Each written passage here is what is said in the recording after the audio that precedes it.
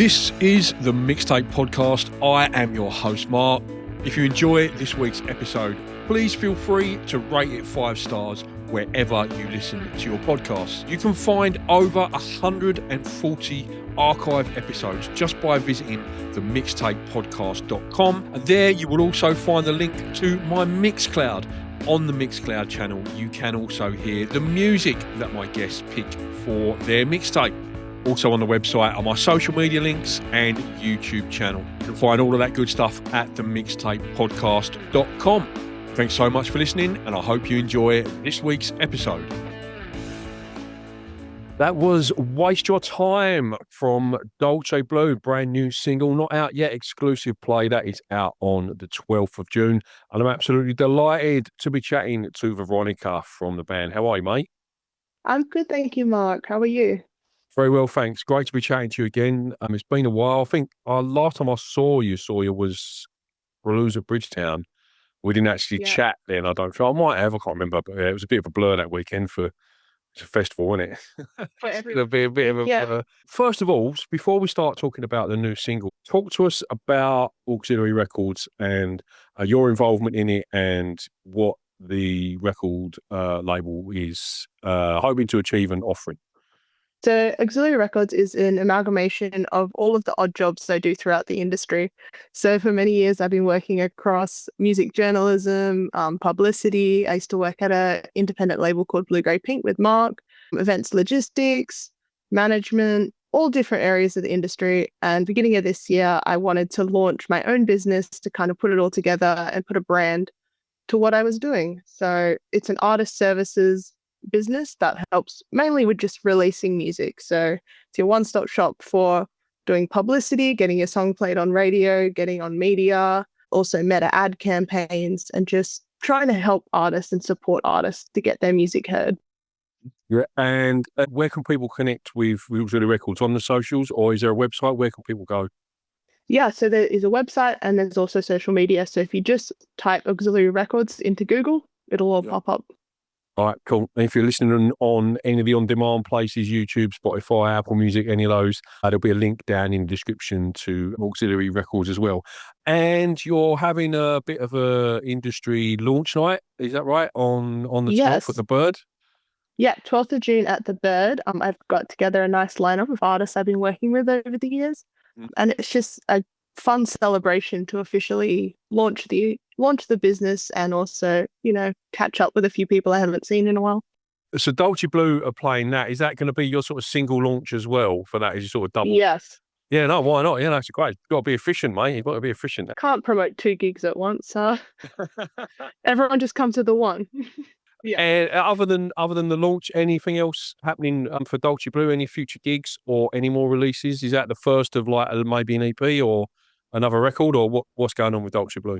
Yeah, so that's the first of a few singles we have coming up in the pipeline. So the plan at the moment is to just keep pumping out a song every couple of months. And then on the live front, we're playing Kiwi Groove Fest in September. Excellent. Awesome. Nice one. That's great. And where can people connect with Dolce Blue? Is it at Dolce Blue Music? Is that the one? Yes, I believe it's just at Dolce Blue on Instagram. And we've also got a website, and I've made sure it comes up when you search it into Google as well. You're listening to the Mixtape. Let's do some mixtape track choices first before we get into the other stuff. So track 1 of your mixtape, Veronica, Attention Grabber. What would you pick for that, mate? So I chose Take My Breath by The Weeknd. The Weeknd is an artist I used to listen to heaps when I was a teenager and a lot younger, and I've recently just got back into him, and this song just caught my attention. It's, crazy good pop song, just sticks with you. Yeah. I had the opportunity to see him live, I think. Yeah, but I missed it. Have you seen him live? Yeah, I saw him back in 2018, it would have been. Awesome. At RAC. Oh, yeah. I was going to say what venue. Yeah, that would have been a good venue for them. Yeah, fantastic. Track 2, mate. And what is a song you sing loud and proud when you're getting around in the car or the shower? What would you go with? My one, I went with the shower option and Liquid Smooth by Mitski. That song, that melody, how it does this jump in the chorus, I love. Yeah, I don't know that one. Tell us a bit more about Mitski, so I'm not familiar with it. Yeah, so she is this amazing artist, I remember looking into her a few years back. I can't remember all the facts off the top of my head, but essentially went to one of the big music colleges in America, super technically proficient, and writes just really interesting songs that span across many genres and just, quite deep lyrical content, but also knows how to write, a nice pop catchy song that's hits quite hard. And then, would transition to like a rock song or a real grungy song. She's like an artist that has no barriers, and I think just creates very true to whatever she wants to do. I love artists like that. Ones you can't put in a genre box. I think they're always the best. That's fantastic. I love that. I love to see that. All right, track 3. What's your favourite cover version, mate? It's My Life by No Doubt. So the original was by Talk Talk, I believe, but I think Gwen Stefani can do no wrong. She's just amazing vocalist, amazing musician. Yeah, no, that's a cracking one. Tenuous link. I interviewed her ex-husband Gavin from Bush last week, so I'm waiting to put that one out. I'm really excited about that because it was a really good chat. Yeah, what makes a good cover version for you, Veronica? What do you look for in a cover version? I think it needs to have that. I know it sounds very classic and everyone says this, but it needs to have that. Whatever makes the artist unique who's covering it, it needs to have a bit of flair in there. Like if we wanted to hear the original version, we would listen to the original version. Like, what are you putting on? What is your point of difference? What is the spin on it that makes it your version? Definitely, for sure. Hit an nail on the head there. Track 4, mate. What is a song you wish you could play to your 18-year-old self? So when I was 18, I used to be really into just like commercial pop music. I still kind of am. And there was a Doja Cat song that came out last year called Amen. And I just know that 18-year-old me would have been blasting that in my car, screaming along. My daughter likes Doja Cat. She's only 10. I'm not sure. Yeah. As soon as she said she liked it, I was like, probably not for me then. I think it might be a bit too grown up for her, really. But yeah, I might have to check her parental settings on her Spotify account just to make sure she's not getting anything that she should be getting. I was going to follow up with what you were listening to when you're 18, but anyone specific, like pop-wise, you were into? I was into a lot of R&B and pop, to be honest. That was probably like the tail end of me listening to a lot of The Weeknd. But then I was also really into artists that I'm still into, like Lana Del Rey, Kali Uchis, branching more into that indie pop genre. I feel like that was me coming out of my pop R&B rap phase, more into my indie pop phase. And track 5, a song for a romantic interest. If you want to let someone know you're interested or keen, what would be a song you would put on a mixtape for them, mate? It's Just Us by Kali Uchis. Okay. I don't know that one. Tell us about Kali Uchis. Kali Uchis, amazing Colombian-American singer, sings half in Spanish, half in English. This song's in English, but just how she creates such atmosphere and like world building throughout her songs. It's not just, again, like the lyrical content, it's the way she shapes instruments to create a feeling. And I feel like It's Just Us creates this just sense of warmth and like warm fuzziness that just screams, I love you. So it's a perfect. Great choice. Looking forward to hearing that one. Track 6 is a deep cut album track or B-side. What did you go with that? For my deep cut, I went with Black Beauty by Lana Del Rey. It's off her album Ultraviolence, which is probably my favorite album of all time. And Black Beauty, I know, was initially a demo that had been accidentally leaked on Tumblr. So I had been listening to it when I was probably like 10 or 11, maybe a bit older.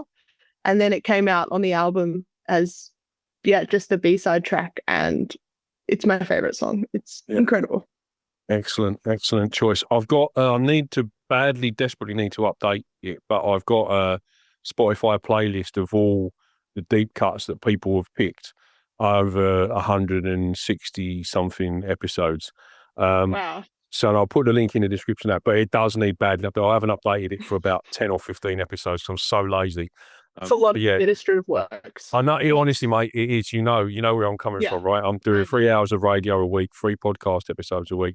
I'm also doing the TV episode with Nada Media as well every week now. So it's like, oh, mate. And I've got a day job.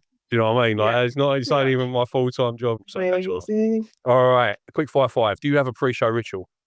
Yes. So I spend way too long getting ready, doing my hair and makeup. And then I will drink lots of tea, usually like the slippery elm one that's meant to be good for your throat. I try not to like eat anything right before I have to sing because I don't like singing on a full stomach. And then right before I have to go on stage, I'll spend a good 10 to 20 minutes away from everyone, just like warming up and centering myself.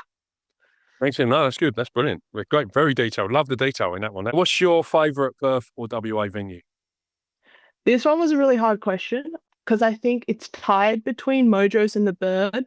And it really depends if I'm in the city or I'm in Fremantle. So yeah. I would say 90% of people I've asked that question to, one or other of those is the answer. Yeah, for sure. Yeah, they're two very popular venues. Who would be your dream collaborator, alive or dead? Ooh, so I would really love to collaborate with Dan Auerbach from the Black Keys. He produced Lana Del Rey's album Ultraviolence, and he just did an amazing work as a producer. So I would love to collaborate with him to produce just an amazing album. He does a lot of producing work now, apart from the Black Keys. I think he done he did Michael Kiwanuka's last 2 albums, I think, as well. Would you collaborate as a producer with him or as a songwriter and a musician, just as a producer? I think it would probably leak over into the songwriting as well. Like, I think it would be a producer in the sense of developing the songs from whatever demos I would have to the final product. Have you ever had any onstage disasters? Yes, this happens way too often where I wear a dress on stage and I just forget that when you're dancing or if you're outside and it's super windy, that you can't flash people. So I've had a few mishaps where my dresses tried to fly away. Yeah, right, okay. Yeah. But nothing too catastrophic. No, right, that's excellent. And finally, in the Quickfire 5, if you could time travel to any concert in history, which one would you choose? I would go back to 2014 Glastonbury to see Lana Del Rey playing.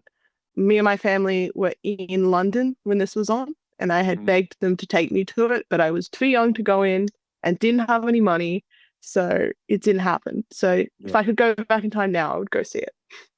I really kicked myself because I've never been to Glastonbury, and I lived in England right up until 2010, and I was going to festivals from sort of the mid-90s, and I could have gone so many times when it wasn't like, you could get in, easily, and you didn't, get so oversubscribed for tickets. And that's one of my sort of like bucket list things is to do a Glastonbury. So one day, touch wood, one day I'll get. Maybe we should plan a whole Perth trip. We'll get all the we'll get loads of people to go. Yeah, that'll be great. Yeah, that'll be fantastic. Yeah, a bit of an away day. Yeah, that'd be so good. Oh, I imagine the logistics on that. What a nightmare. God, bloody. It'd be fine. You're listening to The Mixtape. All right. Collab, tour, or diss. Now, I know you're already aware of this game because Dolce Blue have been already in as an option. But I'm not going to give you the opportunity to get your own back. Oh, no, Angie didn't pick you as a diss, did she? She picked you to go on. No. So that's fine. Dolce Blue, collab, tour, or diss. So I'm going to give you 3 acts and you have to write a collab track with one of them, one off track. You have to go on tour with another one, and the third one you have to write a diss track about. Okay? Right, so your 3 options are Oddlaw, Finn Pearson, and Harry Foxton. Oh, no. I would like to collab with Harry Foxton because I've collabed with Mark and Finn before, and I'm all up for collabing with new people. And then who do I want to piss off? Who would you go on tour with first? Narrow it down that way. Who would you want to go on tour with out of those 2? All right, tour with Finn Pearson because I think him and that gang would be a lot of fun, and this track about Oddlaw, I guess. Fantastic. The honestly, mate, the fun I have coming up with the options for this is so good. It's so much fun. I love doing it. It's really a good one. It's a great segment. I love it. Veronica, it's been an absolute pleasure chatting to you on the show. And just as we close out, I would like you to introduce another track from Dolce Blue, if you wouldn't mind, please. Thank you so much, Mark, for having me on the show. This next track by Dolce Blue is called Typical Kind of Fun. Thank you so much for listening to this week's mixtape. If you would like to get more from the mixtape. You can catch up with over 150 archive episodes by visiting themixtapepodcast.com. Also there you'll find links to the YouTube channel, my social media pages and my Patreon if you would like to get even more content that doesn't go out on the radio show or the podcast. You can secure your mixtape backstage pass. All of those links are available at themixtapepodcast.com. You've been listening to The Mixtape and I've been your host, Mark. Until next time.